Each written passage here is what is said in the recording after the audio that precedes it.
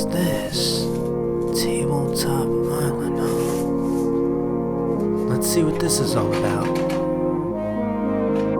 Welcome to Tabletop Island. I'm Renato, your host, and we got a lot that has changed. Take a look at this. So I finally got to build my 3D island, which I've been wanting to do for a long time. I've done previous updates in the past where I had cut the kind of shape of the foam, words are hard, and then I ended up doing plaster over it, which I later found out was not the best stuff to work with. I kind of discovered this based on a lot of individuals who did like train model building and stuff like that, because I figured they know their stuff. But when it comes to board game terrain and just honestly terrain in general, it seems like the Warhammer group has it on lock in a more practical way.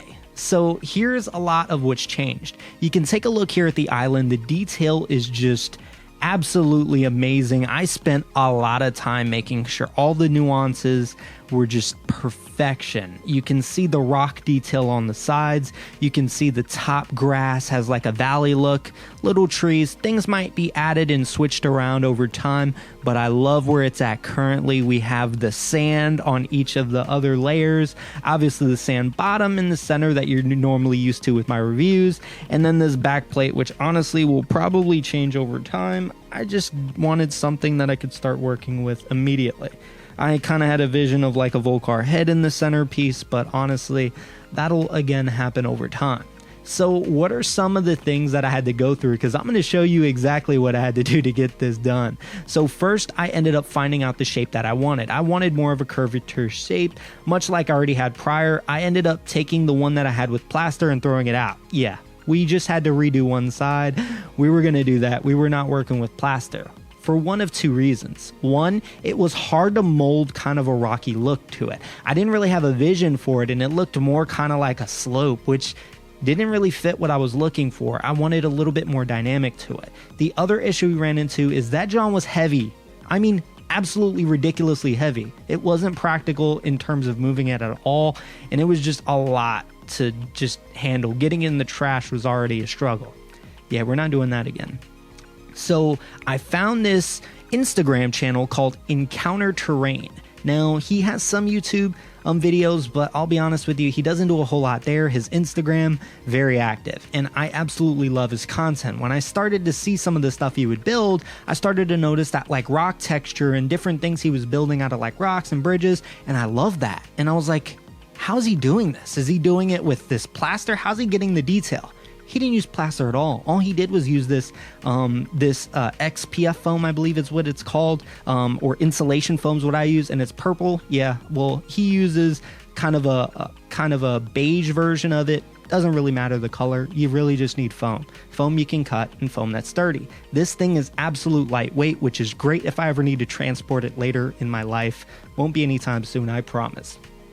And it also makes it so it's easy to cut the little details on the side. What I had to do was take an X-Acto knife along the edges and completely slice it so I can get random rock details as I was going through.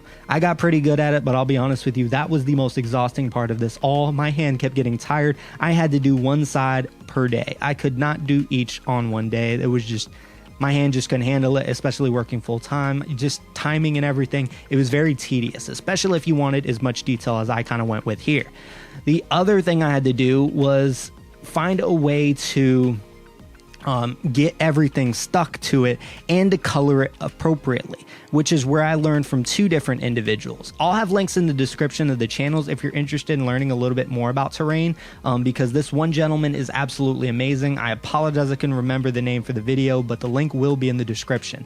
He showed this really cool technique where if you take Mod Podge and you just add some black paint to it, that's all you need is like a primer for this foam. It sticks and dries absolutely quickly, which is blew my mind. I didn't think it would dry that quickly, and I was able to go over it with the other details, which the details I got from Encounter Terrain, his YouTube. Yes, he did do some YouTube videos, just not a whole lot.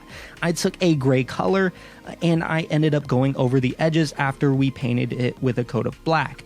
That gave it back that rock look to it. However, I knew it was going to be a beach theme, so I needed to have kind of something that indicated it would have sand on it, so I took a light brown and went over a little bit of the edging again just to add that. But we added a little bit more later. I'll talk about that in a moment.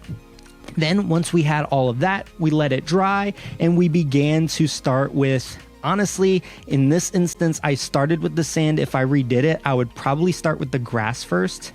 Maybe not. It's a really big toss-up. It was a little annoying to work with grass when you already had sand down, because you can see the edging has a little bit of grass, but that also added to it a little bit in terms of like the atmosphere. So I probably would do it the same. Don't mind me. So I took sand, I took more Mod Podge, took a paintbrush and painted it across each of the edges. And then I just kind of scattered sand over it and then just let it sit for a moment, shook it off, whatever stayed, and we got a lot to stay. And I did it in some layers. I did quite a bit of the sand, so I knew I wouldn't have to go over it again with sand continuously like I did with the grass. We'll get there. Then I made sure I took some of the Mod Podge and painted the edging of the rock. That way I can have some of the sand stick onto the rock area to kind of solidify the fact that it's beach rock, not just any old mountain. Then once we got that taken care of, we decided to move on to the grass. I really struggled to find good grass, so I went to my local Hobby Lobby and just got regular grass. They have an abundance of things you can do, and you can find a bunch of resources on how to make your own if you're that crafty. I didn't have time for that. I was already working hard enough.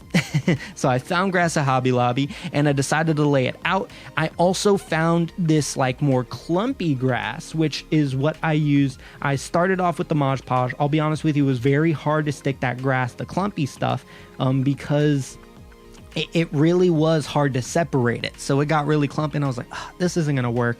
And then I added some more Mod Podge and I ended up kind of getting that other grass, which was kind of in a bigger container, and I just kind of spread it across. And then I took spray glue, which was just PVC spray glue. Yes, I found spray glue. I didn't make my own. You can make your own. You don't have to work as hard as I did or spend as much money as I did. Trust me. Then I sprayed glue, made sure that dried, gave it a little bit of time, added more grass on top, sprayed it over, made sure it dried, added more glue, added more grass, sprayed it. It was a little bit of a continuous process to make sure it stayed and it didn't shake around the house when I brought it in here, because we did this outside, best believe. Then once we got all of that taken care of, I went over to the grass, shook it, made sure anything that needed to come off would fall off, and we were done. The back plate, same kind of thing. We did the black paint, gray paint, added the sand, and this was the simplistic part of it all. Finding out how I wanted this to look just so I can have it temporarily was a little tricky at first, but I ended up getting there and I love the final product. Found the little trees and the palm trees at Hobby Lobby as well. You can find them anywhere. You can get ones that are even a little bit more detailed than this. These just match the grass valley very well in terms of the bushes, and I really liked these palm trees. But that's it, man. This is going to be awesome. Essentially, I have something that I not only can talk about board games in, but I can also review games in and have more of an atmosphere. I always hated the fact that all I had was this solid blue background and I'm Tabletop Island. How am I pointed to the sky the entire time? Alright, no one actually thought that, but I thought it, and I wanted to do this from the beginning. I just didn't have time, so that's why I had the hiatus. So I apologize I've been gone for so long, but we have a lot of awesome things coming, including kicking this off with a vintage top 50 list, followed by a non-vintage top 50 list. Oh man, I'm excited. But get ready guys, Tabletop Island is back. I hope you enjoyed this video. Me and Volcar really appreciate Volcar and I greatly appreciate it, and it would really help us out if you like, comment, subscribe on this video. And if you're interested, hit that bell icon, because that'll let you know when we release our newest video. Monday is going to be our regular board game reviews, Wednesday our weekly update / talks, and then on Friday is my vintage board game reviews. That is all I have for you guys today. I will see you guys next time.